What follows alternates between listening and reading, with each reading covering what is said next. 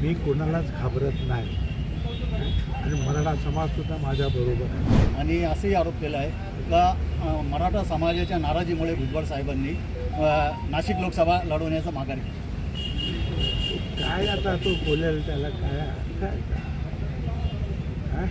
मी कोणालाच घाबरत नाही आणि मराठा समाजसुद्धा माझ्याबरोबर आहे.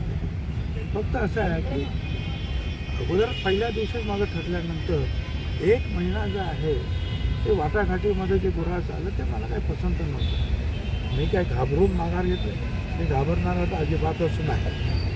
बरोबर आहे. आणि माझ्या पाठीमागे जे आहेत 5.5-6 लाख मराठा, त्यातले अर्धे माझ्याकडे आहेत, परंतु ओबीसी आणखीन तेवढेच आहेत, मराठा एवढेच, ते सगळे माझ्याबरोबर आहे. आदिवासी 3 लाख बरोबर आहे, आमचे दलित समाज 2 लाख आहे, मुस्लिम समाज 2 लाख आहे, परत उच्चभ्रू आणि इतर जे ज्यांना नाशिकचा विकास पाहिजे आहे ते माझ्याबरोबर आहे.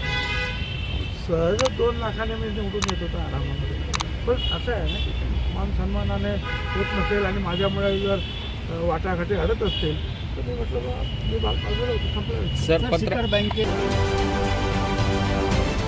राजकारणातील प्रत्येक अचूक बातमीचे सर्वात आधी अपडेट्स मिळवण्यासाठी सरकारनामाच्या सर्व सोशल मीडिया प्लॅटफॉर्मला लाईक, फॉलो आणि सबस्क्राईब करा.